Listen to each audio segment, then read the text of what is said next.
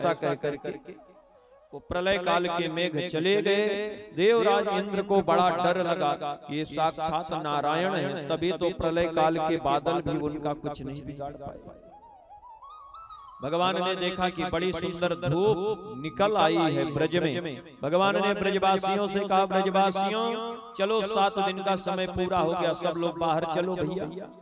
सारे ब्रजवासी गोवर्धन नाथ के नीचे उस गड्ढे से बाहर आ गए। भगवान ने पुनः ज्यों का त्यों गोवर्धन नाथ को जहां थे वहीं रख दिया। गोवर्धन नाथ को प्रणाम करके सब ब्रजवासी घर की ओर चल पड़े। भैया बोलिए, भगवान ने गोवर्धन पर्वत उठाया है, इसलिए भगवान का एक नाम गिरिधारी हो गया। गिरि माने पर्वत और धारी माने धारण करने वाले। पर्वत को धारण करने वाले भगवान का नाम गिरिधारी हो गया। बोलिए श्री गिरिराज महाराज की।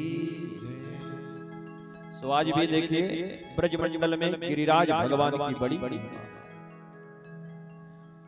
शास्त्रों से तो नहीं, लेकिन संतों के मुख से ऐसा सुना गया है कि ये जो गोवर्धन पर्वत है, जब सेतुबंधु रामेश्वरम की स्थापना हो रही थी भैया, पुल बन रहा था, तो हनुमान जी इसे उठा करके हिमालय की ये बहुत बड़ी एक चोटी थी, इसको लेकर के गोवर्धन पर्वत को हनुमान जी जा रहे थे।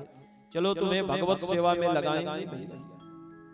पर जब हनुमान जी इसे हिमालय से लेकर चले और मथुरा पहुंचे थे कि तब तक हनुमान जी को सूचना मिली कि भाई देखो सेतु का तो निर्माण हो चुका है, पुल बन गया है, अब वहां किसी पत्थर की कोई आवश्यकता नहीं है। तो हनुमान जी ने उस पर्वत को उठा करके वहीं रख दिया। अब ले जाने से क्या फायदा होगा। तो इस गोवर्धन पर्वत ने कहा, महाराज हम तो भगवान के चरणों का स्पर्श पाते इसलिए हिमालय को छोड़कर चले आपके साथ। आपने तो मुझे बीच में रख दिया, न मैं घर का हुआ न घाट का हुआ, न रह गया हिमालय में और न पहुंच पाया भगवान के चरणों के पास। तो हनुमान जी बोले, तुम यहीं पड़े रहो, भगवान की प्रतीक्षा करो, देखना भगवान आएंगे तो तेरे पास पूरे 6 वर्षों तक सुंदर लीला करेंगे। और भगवान ने 6 वर्षों तक गोवर्धन नाथ के ऊपर लीला करी है। गोवर्धन पर्वत के ऊपर गायों को भगवान ने बछड़ों को चराया है, गोवर्धन नाथ को आनंदित किया है। हनुमान जी ने कहा कि वहां चलोगे, चलते लगते सेतु में लगते पुल में लगते तो भगवान अपना चरण तुम्हारे ऊपर रखते, पर यहाँ रहोगे तो भगवान एक दिन आएंगे, तुम्हें अपने सिर पर धारण करेंगे। ये हमारा वचन है, आशीर्वाद है, इसलिए चिंता मत करना, प्रेम से यहीं पड़े रहो, भगवान की प्रतीक्षा करो। हनुमान जी के दिए हुए वचन के अनुसार आज भगवान श्री हरि ने गोवर्धन नाथ को 7 दिनों तक अपने ऊपर छाता के जैसे उठा रखा। इंद्र के मान का मर्दन हो गया। भगवान ग्वाल वालों के सहित लौट करके वृंदावन आए हैं। एक दिन भगवान गाय चरा रहे थे, गौचारण कर रहे थे कि बीच में समय पाकर के देवराज इंद्र ने आकर के सुरभि गाय के दूध से भगवान का अभिषेक किया। वो दूध जिस जगह जाकर गड्ढे में इकट्ठा हो गया था उसका नाम सुरभि कुंड पड़ गया।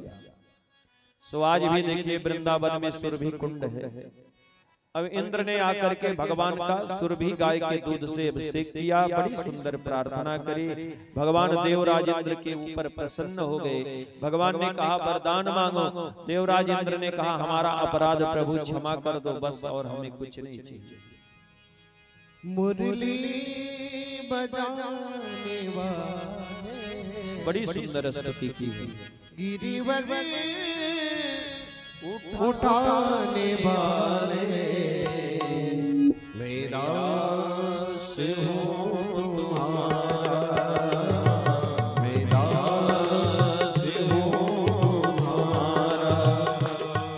मुरली बजाने वाले, गिरिवर उठाने वाले, मेरा दास हूँ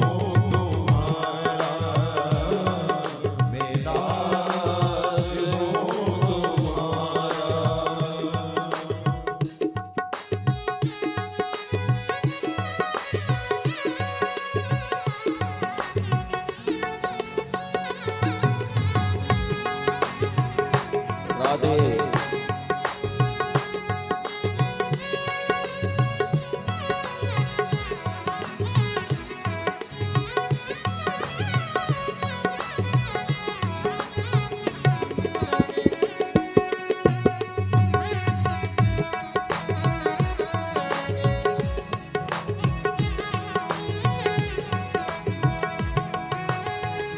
ढूंढ लिया जग सारा मैंने, पार न तेरा पाया।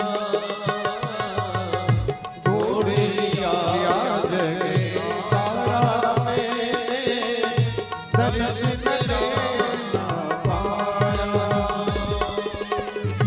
जब मन को खाली किया तो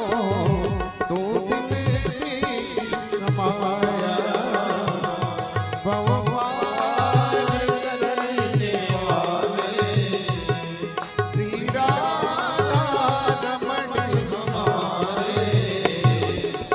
दास हो तुम्हारा, दास हो तुम्हारा। गिरिवन जय जय मुरली बजाने वाले, मेरा दास हो तुम्हारा, मेरा दास हो तुम्हारा। राधे गोविंद।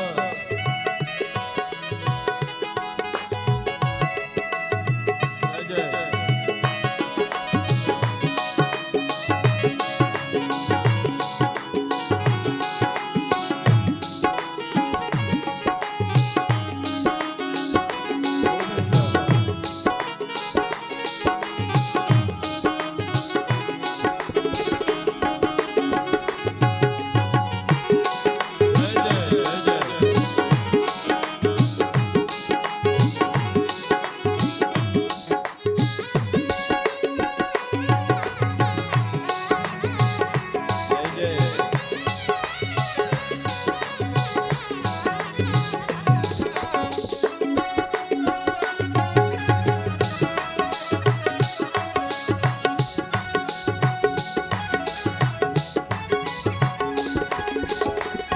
तेरी माया ने प्रभु मुझको जग में खूब बचाया।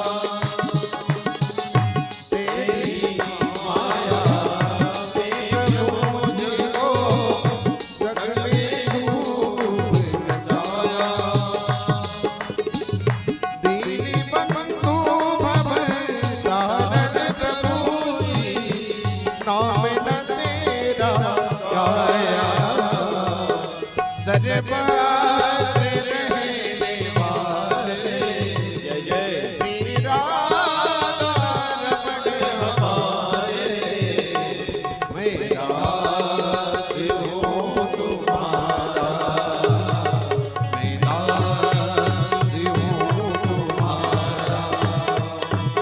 गिरिवन उठाने वाले, मुरली बजाने वाले, मेरा दास हो तुम्हारा, मेरा दास हो तुम्हारा, मेरा दास हो तुम्हारा। बोली राधा कृष्ण भगवान की।